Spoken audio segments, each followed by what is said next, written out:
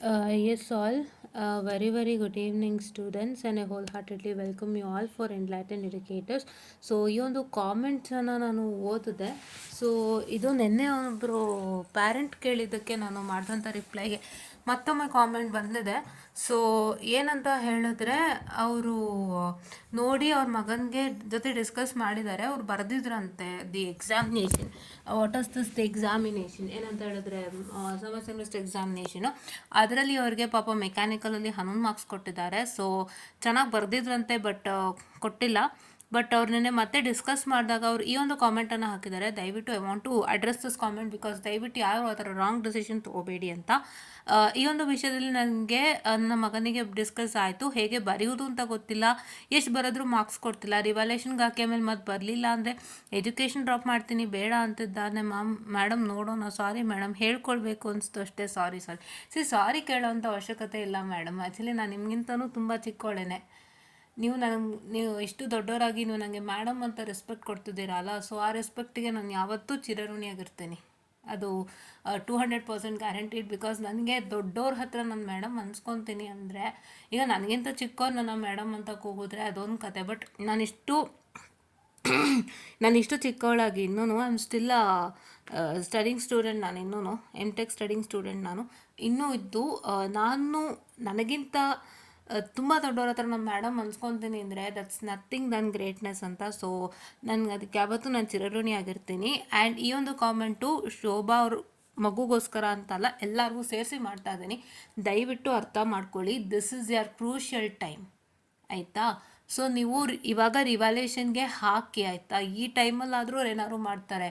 VTUನವ್ರು ಇಂಥ ಟೈಮಲ್ಲೂ ಒಂದು ಯಾವುದೇ ರೀತಿ ಒಂದು ಅನ್ಯಾಯ ಮಾಡಲ್ಲ ಅಂತ ನಾನು ನಂಬಿದ್ದೀನಿ. ಯಾಕೆಂದರೆ ನಿಮಗೆ ಪ್ಲೇಸ್ಮೆಂಟ್ ವರ್ಷ ಅಲ್ವಾ ಇದು. ಸೊ ಅದಕ್ಕಂತ ನಿಮ್ಗೊಂದು ಚಾನ್ಸ್ ಕೊಟ್ಟಿದ್ದಾರೆ. ಅವ್ರು ಅದರಲ್ಲೂ ಕೆಲವ್ರಿಗೆ ಬೇಕು ಅಂತಲೇ ಮಾಡಿದ್ದಾರೆ, ಇಲ್ಲ ಅಂತ ಹೇಳ್ತಾಯಿಲ್ಲ, ಅಂದರೆ ಫೇಲ್ ಮಾಡೋವಂಥದ್ದು. ಬಟ್ ಆದರೆ ಅವರು ರಿವಾಲ್ಯೂಷನ್ಲಾದರೂ ನ್ಯಾಯ ಕೊಡ್ತಾರೆ ಅನ್ನೋದು ಸಣ್ಣ ನಂಬಿಕೆ ನಂದು. ದಯವಿಟ್ಟು ಯಾರು ರಿವಾಲ್ಯೂಷನ್ ಬಿಡಬೇಡಿ, ಆಯಿತಾ? ಆಮೇಲೆ ಇನ್ನೊಂದೇನು ಅಂದರೆ, ನೀವು ಇಲ್ಲಿ ನೋಡಿ ಹೇಳಿದ್ದಾರೆ, ಹೇಗೆ ಬರೆಯೋದು ಅಂತ ಗೊತ್ತಿಲ್ಲ, ಎಷ್ಟು ಬರೆದ್ರೂ ಮಾರ್ಕ್ಸ್ ಕೊಡೋದಿಲ್ಲ ಅಂತ. ಮೇಡಮ್ ದಯವಿಟ್ಟು ಇದನ್ನು ಅರ್ಥ ಮಾಡ್ಕೊಳ್ಳಿ. ನಿಮ್ಮ ಸ್ಟೂಡೆಂಟ್ಗೂ ಕೂಡ ನಿಮ್ಮ ಮಗನಿಗೂ ಕೂಡ ಇದನ್ನು ಕೇಳಿಸಿ. ನಾನು ಸ್ಟೂಡೆಂಟ್ ಅಂತ ಹೇಳಿ ಬಾಯಲ್ಲಿ ಬಂದುಬಿಡತ್ತೆ. ಇನ್ನು ನಿಮ್ಮ ಮಗನಿಗೂ ಕೂಡ ಕೇಳಿಸಿ, ಇದನ್ನೆಲ್ಲರೂ ಅರ್ಥ ಮಾಡ್ಕೊಳ್ಳಿ. ಹೇಗೆ ಬರೆಯೋದು ಅಂತ ಗೊತ್ತಾಗ್ತಿಲ್ಲ, ಯಾರೇ ಪ್ರಾಬ್ಲಮಿಂದ ಒದ್ದಾಡ್ತಿದ್ದೀರಾ, ದಯವಿಟ್ಟು V2 ಸಿಂಕ್ ಓಪನ್ ಮಾಡಿ. ಅದರಲ್ಲಿ ಅಕಾಡೆಮಿಕ್ಸ್ ಅನ್ನೋ ಸೆಕ್ಷನ್ ಬರುತ್ತೆ, ಅಲ್ಲಿ ಸ್ಕೀಮ್ ಆಫ್ ವ್ಯಾಲ್ಯೂಷನ್ ಇರುತ್ತೆ. ದಯವಿಟ್ಟು ಆಕ್ಸೆಸ್ ಮಾಡ್ಕೊಳ್ಳಿ. ಯಾಕೆ ಇದನ್ನು ಆಕ್ಸೆಸ್ ಮಾಡಿಕೊಂಡ್ರೆ ನಿಮ್ಗೆ ಹೆಂಗೆ ಬರಿಬೇಕು ಅಂತ ಗೊತ್ತಾಗುತ್ತೆ ಕಣೋ. ನಾನು ಅದಕ್ಕೆ ಅದನ್ನು ಹೇಳ್ತಾ ಇದ್ದೆ. ನಮ್ಮ ಕಾಲದಲ್ಲಿ ಇದು ಯಾವುದೂ ಇರಲಿಲ್ಲ, ನಮ್ಗೆ ಹೇಗೆ ಬರಿಬೇಕು ಅಂತ ಗೊತ್ತಿರಲಿಲ್ಲ. ಏನು ಗೊತ್ತಾ, writing an answer each and every teachers perspective is different, ಓಕೆನಾ?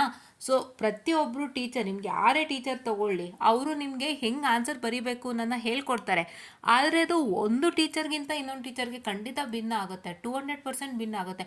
ಕೆಲವ್ರು ಹೇಳ್ತಾರೆ answer to the point wise ಬರೀರಿ, ನೀಟಾಗಿ ಅವ್ರು ಏನು ಕ್ವಶನ್ಸ್ ಕೇಳಿರ್ತಾರೆ ಸ್ಯಾಟಿಸ್ಫೈ ಮಾಡಿ ಅಂತ. ಆ ಥರ ನಾ ಹೇಳ್ತೀನಿ. ಇನ್ಯಾರೋ ಏನು ಹೇಳ್ತಾರೆ, ನೀವು ಫುಲ್ಲು ಪ್ಯಾರಾವೈಸ್ ಬರೀಬೇಕು, 1, 2, 3 ಪೇಜಸ್ ತುಂಬಿಸ್ತಾನೆ ಇರಬೇಕು, ನೀವು ಇಷ್ಟಿಷ್ಟೇ ಬರೆದ್ರೆ ಯಾರು ಮಾರ್ಕ್ಸ್ ಕೊಡ್ತಾರೆ, ಈ ಥರ ಹೇಳೋವಂಥವ್ರು ಇರ್ತಾರೆ. ಆನ್ಸರ್ ರೈಟಿಂಗ್ ಅನ್ನೋದೇನಿದೆ ಅದು ಟೀಚರ್ಸ್ ಟು ಟೀಚರ್ಸ್ ಭಿನ್ನ ಆಗೇ ಆಗುತ್ತೆ. ಸೊ ನಿಮಗೆ ಆವಾಗ ಪ್ರಾಬ್ಲಮ್ಸ್ಗಳಾಗುತ್ತೆ. ಸೊ ಹಂಗಾಗಿ ನಾನೇನು ಹೇಳೋದು ಅಂತಂದರೆ, V2 ಸಿಂಕ್ನಲ್ಲಿ ಇವಾಲ್ಯುಯೇಟರು ಕರೆಕ್ಟ್ ಮೆನ್ಷನ್ ಮಾಡಿರ್ತಾರೆ ಏನು ಬೇಕು ಏನು ಬೇಡ ಒಂದು ಕ್ವಶನ್ಗೆ ಅಂತಂದ್ಬಿಟ್ಟು, ಆಯಿತಾ?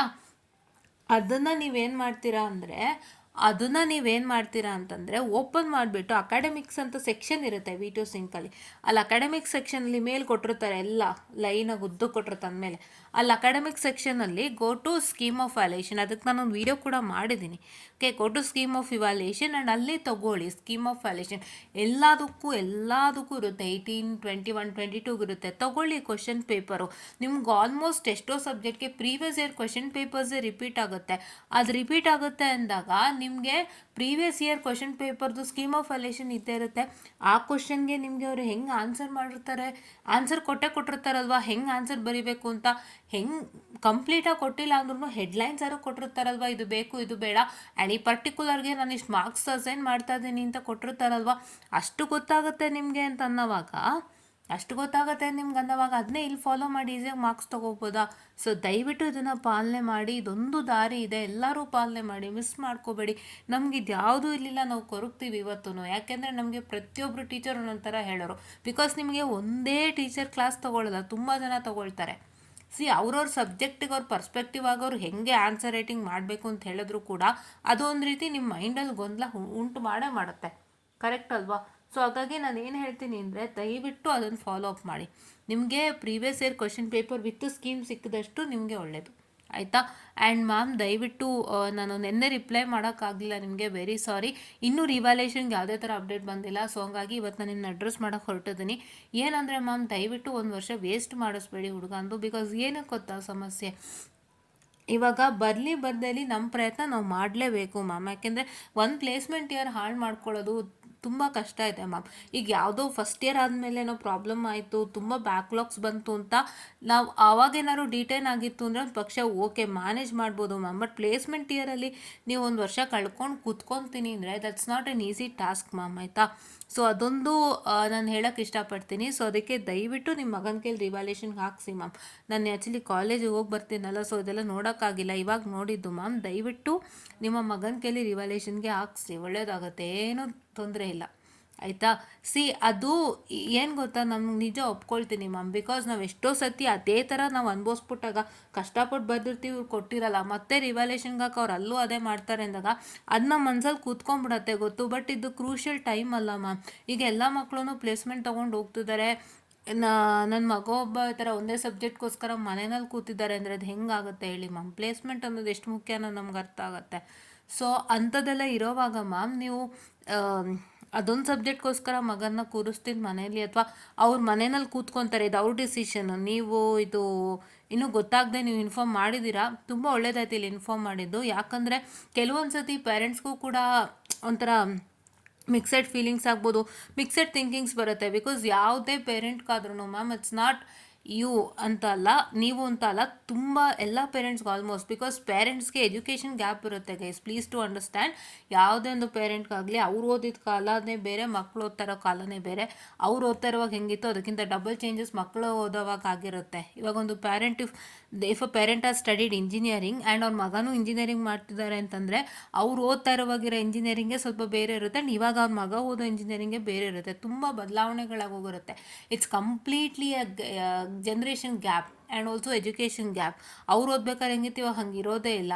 ಸೊ ಹಾಗಾಗಿ ತುಂಬ ಒಂದು ಏನಂತ ಹೇಳ್ತಾರೆ, ಸ್ವಲ್ಪ ಗೊಂದಲಗಳು ಆಗುತ್ತೆ, ಮನಸ್ಸಲ್ಲಿ ಹಿಂಸೆನೂ ಆಗುತ್ತೆ, ಯೋಚನೆಗಳು ಬರ್ತಿರುತ್ತೆ, ಏನು ಆಯ್ತಾ ಅನ್ನೋದು. ಬಿಕಾಸ್ ಪೇರೆಂಟ್ಸ್ಗಳಿಗೂ ಒಂಚೂರು ಮಕ್ಕಳು ಭವಿಷ್ಯನ ತುಂಬ ಯೋಚನೆ ಮಾಡ್ತಾನೆ ಅದು ಒಂದು ರೀತಿ ಅವ್ರು ಏನು ಮಾಡ್ತಾರೆ ಅಂದರೆ ತುಂಬ ತಲೆನೋವು ಕೆಡ್ಸ್ಕೊತಾರೆ. ಸೊ ಹಂಗಾಗಿ ಆ ರೀತಿಯಾಗಿ ಎಲ್ಲೋ ಒಂದು ಸಣ್ಣ ಪುಟ್ಟ ಗೊಂದಲಗಳಾಗಿರುತ್ತೆ. ಆ್ಯಂಡ್ ಅದನ್ನ ನೀವು ಇಲ್ಲಿ ಹಂಚ್ಕೊಂಡಿದ್ದೀರಾ, ತುಂಬ ಖುಷಿ ಆಯಿತು ಮ್ಯಾಮ್. ಬಿಕಾಸ್ ನಮಗೆ ಮ್ಯಾಟ್ರ್ ಗೊತ್ತಾಗಬೇಕು. ಇವಾಗ ನೀವು ಇಲ್ಲೂ ಮೆಸೇಜ್ ಮಾಡಿದಂತೆ ನೀವು ಹಾಗೆ ಸ್ಟೂಡೆಂಟ್ನ ಕೂರಿಸಿದ್ರೆ ತುಂಬ ಕಷ್ಟ ಆಗೋದಲ್ವಾ? ಸೊ ಯೋಚನೆ ಮಾಡಿ ಮ್ಯಾಮ್, ಏನಿಲ್ಲ, ರಿವ್ಯಾಲ್ಯೂಷನಿಗೆ ಹಾಕಲಿ, ತೊಂದರೆ ಇಲ್ಲ, ಏನೂ ತೊಂದರೆ ಇಲ್ಲ, ರಿವ್ಯಾಲ್ಯೂಷನಿಗೆ ಹಾಕಲಿ. ಯಾರಾದರೂ ಒಬ್ಬರು ಅವನಿಗೆ 21 ಕೊಡಲಿ ದೇವ್ರ ದಯೆಯಿಂದ ಅಂತ ನಾನು ಆಶಿಸ್ತೀನಿ. ಸೊ ಏನೂ ತೊಂದರೆ ಆಗೋದಿಲ್ಲ ಮ್ಯಾಮ್, ದಯವಿಟ್ಟು. ಸಾರಿ ಮೇಡಮ್, ಹೇಳ್ಕೊಳ್ಬೇಕು ಅನ್ನಿಸ್ತು ಅಷ್ಟೇ. ಸಾರಿ ಯಾಕೆ ಮ್ಯಾಮ್? ಸಾರಿ ಬೇಡ ನನಗೆ, ಇದರಲ್ಲಿ ಸಾರಿ ಏನೂ ಇಲ್ಲ ಮ್ಯಾಮ್. ಈ ಥರ ನೀವು ಹಂಚ್ಕೊಂಡಾಗಲೇ ಒಂದು ಸಮಸ್ಯೆಗೆ ಪರಿಹಾರ ಸಿಗುತ್ತೆ. ಯಾವತ್ತೂ ಪೇರೆಂಟ್ಸ್ ಏನು ಗೊತ್ತಾ, ಅದೇ ಹೇಳಿದ್ನಲ್ಲ, ಪೇರೆಂಟ್ಸ್ಗೂ ಮಕ್ಳಿಗೂ 200% ಎಜುಕೇಷನ್ ಗ್ಯಾಪ್ ಇದ್ದೇ ಇರುತ್ತೆ. ಆ್ಯಂಡ್ ಪೇರೆಂಟ್ಸ್ಗೆ ಇವತ್ತಿನ ಎಜುಕೇಷನಲ್ಲಿ ಏನಾದ್ರು ಡೆವಲಪ್ಮೆಂಟ್ಸ್ ಆಗ್ತಿದ್ದು ಅದೇನಾದ್ರು ಗೊತ್ತಾಗ್ತಿಲ್ಲ, ಏನೋ ಕನ್ಫ್ಯೂಸ್ ಆಗ್ತಿದೆ, ನಮ್ಮ ಮಗುದು ಕರಿಕ್ಯುಲಮಲ್ಲಿ ಏನೋ ಗೊತ್ತಾಗ್ತಿಲ್ಲ, ಏನೋ ರೂಲ್ಸ್ ಆ್ಯಂಡ್ ರೆಗ್ಯುಲೇಷನ್ಸಲ್ಲಿ ಗೊತ್ತಾಗ್ತಿಲ್ಲ, ಹೇಗಿದೆ ಅದೇನೋ ಗೊತ್ತಾಗ್ತಿಲ್ಲ ಅಂದರೆ ನೀವು ಖಂಡಿತ ಓಪನ್ ಅಪ್ ಆದಾಗಲೇ ಗೊತ್ತಾಗೋದು ಮ್ಯಾಮ್. ಇಲ್ಲಾಂದರೆ ಅದು ನಮ್ಮದು ಏನು ಥಾಟ್ ಇರುತ್ತೆ, ಇವಾಗ ನಾವು ಓದ್ಬೇಕಾದ್ರೆ ಹೆಂಗೆ ಥಾಟ್ ಇತ್ತು ಅದೇ ಸೇಮ್ ಥಾಟ್ ಆ್ಯಂಡ್ ಅದೇ ಸೇಮ್ ಐಡಿಯಾಸ್ನ ನಾವು ಇಲ್ಲಿ ತಂದು ಹಾಕಿದ್ರೆ ಪ್ರಯೋಜನವೂ ಆಗೋಲ್ಲ. ಸೊ ಆ ಥರ ಏನು ಸಮಸ್ಯೆ ಇತ್ತು ಅಂದ್ರೂ ಓಪನ್ ಅಪ್ ಆದಾಗಲೇ ಅದು ಗೊತ್ತಾಗಲಿಕ್ಕೆ ಸಾಧ್ಯ ಮ್ಯಾಮ್. ಸೊ ಅದನ್ನು ನೀವು ಮಾಡಿದ್ದೀರಾ, ಸಾರಿ ಏನು ಬೇಡ ಮ್ಯಾಮ್. ಆ್ಯಂಡ್ ಇದು ಇನ್ಫಾರ್ಮ್ ಮಾಡಿದ್ದು ಒಳ್ಳೇದಾಯಿತು. ನಿಮ್ಮ ಮಗು ಕೈಲಿ ರಿವ್ಯಾಲ್ಯೂಷನಿಗೆ ಹಾಕಿಸಿ ಕೇಳ್ಕೊಳ್ಳಿ, ಎಲ್ಲ ಒಳ್ಳೇದಾಗುತ್ತೆ. ದೇವರಲ್ಲೂ ಬೇಡ್ಕೊಳ್ಳಿ, ಎಲ್ಲ ಒಳ್ಳೇದಾಗುತ್ತೆ. ಶ್ರಮ ಹಾಕಿದ್ದಾರೆ, ಅದು ನಿಮ್ಮ ಮಗನಿಗೂ ಗೊತ್ತು. ನಿಮ್ಮ ಮಗನಿಗೂ ಗೊತ್ತು. ಪಾಪ ನಿಮ್ಮ ಸ್ಟೂಡೆಂಟ್ ಶ್ರಮ ಹಾಕ್ತಿದ್ದಾರೆ. ಇಲ್ಲಿ ಏನಂದರೆ ಮ್ಯಾಮ್, ಒಂದು ಸ್ಟೂಡೆಂಟ್ಗೆ ಕೆಲವೊಂದು ವಿಷಯಗಳು, ಸಣ್ಣದು ವಿಷಯಗಳಂದರೆ ಹೇಗೆ ಬರೆಯೋದು ಮಾಡೋದು ಅಥವಾ ಹೇಗೆ ಮ್ಯಾನೇಜ್ ಮಾಡಬೇಕಿದನ್ನು ಅನ್ನೋದು ಗೊತ್ತಾಗ್ತಾ ಇಲ್ಲ.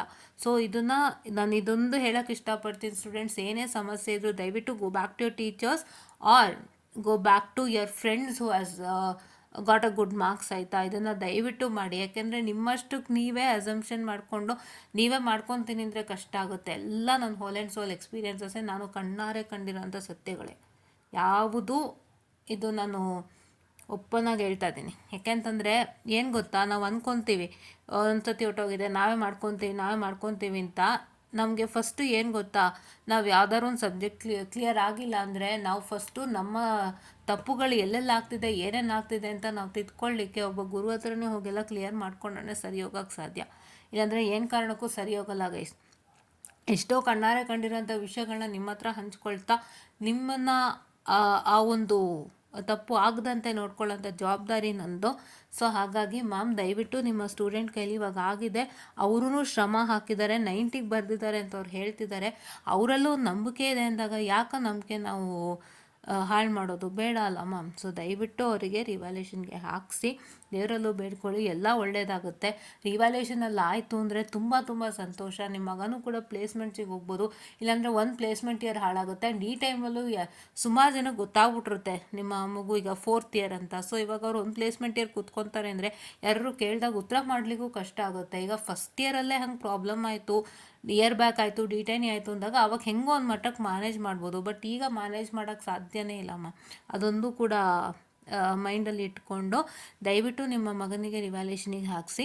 ಆ್ಯಂಡ್ ಯಾರ್ಯಾರೆಲ್ಲ ರಿವ್ಯಾಲ್ಯೂಷನ್ಗೆ ಹೆದರ್ತಾ ಇದ್ದೀರಾ, ನನಗೆ ತುಂಬ ಹಿಂದೆಯಿಂದನೂ ಪ್ರಾಬ್ಲಮ್ ಆಗಿತ್ತು, ಈಗ ಒಂದು ಏನಂತ ಹೇಳ್ತಾರೆ ಮತ್ತೆ ಪ್ರಾಬ್ಲಮ್ ಆದರೆ ಏನು ಮಾಡಲಿ ಅಂತ, ದಯವಿಟ್ಟು ಚಾನ್ಸ್ ತೊಗೋಬೇಡಿ, ರಿವ್ಯಾಲ್ಯೂಷನ್ಗೆ ಹಾಕಿ.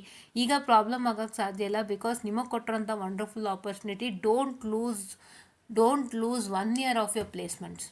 ಒಂದು ಪ್ಲೇಸ್ಮೆಂಟ್ ಇಯರ್ನ ಲೂಸ್ ಮಾಡ್ಕೋಬೇಡಿ. ಬೇರೆ ಟೈಮ್ ಆಗಿದ್ದರೆ ಒಪ್ಕೋಬೋದಾಗಿತ್ತು, ಆದರೆ ಇದು ಒಂದು ಪ್ಲೇಸ್ಮೆಂಟ್ ಇಯರ್ ನಿಮಗೆ ಎಲ್ಲೋ ಒಂದು ಕಡೆ ಕೆಲಸ ಸಿಗೋಂಥ ಸಮಯ, ನಿಮ್ಮನ್ನು ನೀವು ಫ್ರೀಡಮ್ ಪಡ್ಕೊಳ್ಳೋಂಥ ಸಮಯ, ಕಾಲೇಜಿಂದ ನಿಮ್ಮ ಕೈಗೆ ದುಡ್ಡು ಬರೋಂಥ ಸಮಯ, ನಿಮ್ಮ ಕೈಗೆ ಒಂದು ಜವಾಬ್ದಾರಿ ಬರೋವಂಥ ಸಮಯ. ಆ್ಯಂಡ್ ನೀವು ನಿಮ್ಮ ತಂದೆ ತಾಯಿನ ಸಾಕ್ಲಿಕ್ಕೆ ಒಂದು ಒಳ್ಳೆ ಸಮಯ ಬರ್ತಿದೆ ಈಗ. ಅದನ್ನು ದಯವಿಟ್ಟು ಲಾಸ್ ಮಾಡ್ಕೋಬೇಡಿ, ದಯವಿಟ್ಟು ರಿವ್ಯಾಲ್ಯೂಷನ್ಗೆ ಹಾಕಿ. ಈ ಒಂದು ಕ್ರೂಷಿಯಲ್ ಟೈಮಲ್ಲೂ VTU ಮೋಸ ಮಾಡಲ್ಲ ಅನ್ನೋದು ನನ್ನದೊಂದು ನಂಬಿಕೆ. ಅಂದರೆ ನೀವು ಚೆನ್ನಾಗಿ ಬರೆದಿದ್ದು ಮಾರ್ಕ್ಸ್ ಕೊಡದೆ ಇರೋಕ್ಕೆ ಸಾಧ್ಯನೇ ಇಲ್ಲ. ದಯವಿಟ್ಟು ಪ್ರಯತ್ನ ಮಾಡಿ, ದಯವಿಟ್ಟು ದೇವರಲ್ಲೂ ಬೇಡ್ಕೊಳ್ಳಿ, ಎಲ್ಲ ಒಳ್ಳೆಯದಾಗುತ್ತೆ. ನನ್ನ ಹಂಬಲ್ ರಿಕ್ವೆಸ್ಟು ಆದಷ್ಟು ಎಲ್ಲರೂ ಕ್ಲಿಯರ್ ಆಗಲಿ ಅಂತ ನಾನು ದೇವರಲ್ಲಿ ಬೇಡ್ಕೊತ, ಮ್ಯಾಮ್ ನಿಮ್ಮ ಮಗುಗೂ ಕೂಡ ರಿವ್ಯಾಲ್ಯೂಷನಿಗೆ ಹಾಕಿಸಿ, ಈ ವಿಡಿಯೋನ ಕೇಳಿಸಿ ದಯವಿಟ್ಟು. ಸೊ ನಿಮ್ಮ ಮಗನಿಗೂ ಕೂಡ if is having N YouTube ಎಲ್ಲರ ಹತ್ರ ಇದ್ದೇ ಇರುತ್ತಲ್ಲ, ಸೊ ಅವರಿಗೊಂದು ಸಬ್ಸ್ಕ್ರಿಪ್ಷನ್ ಆಗಲಿಕ್ಕೆ ಹೇಳಿ. ಆ್ಯಂಡ್ ನಿಮಗೆ ತುಂಬ ಥ್ಯಾಂಕ್ ಯು ಮ್ಯಾಮ್. ಸೊ ಇದನ್ನು ಇನ್ಫಾರ್ಮ್ ಮಾಡಿದ್ದಕ್ಕೆ, ಸೊ ದಟ್ ನಾನು ಎಷ್ಟೋ ಜನ ಅಡ್ರೆಸ್ ಮಾಡಲಿಕ್ಕಾಯಿತು, ಬಿಕಾಸ್ ತುಂಬ ಜನರಲ್ಲೂ ಇದ್ದೇ ಇರುತ್ತೆ ಗೊಂದಲಗಳು. ಸೊ ಇದನ್ನ ಕ್ಲಿಯರ್ ಮಾಡೋಣ ಅಂತ ಹೇಳಿ ಇವತ್ತು ನಾನು ಬಂದಿದ್ದು. So once again thank you ma'am. And ಮತ್ತು ನಿಮ್ಮ ಮಗನಿಗೂ ಕೂಡ ಇದನ್ನೆಲ್ಲ ತಿಳಿಸಿ ಅಂತ ಹೇಳ್ತಾ, and all others please to watch this without fail, don't get into any dilemma.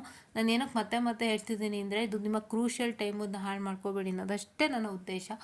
ನಾನು ಹೇಳ್ತಾ I just want this session all and thank you.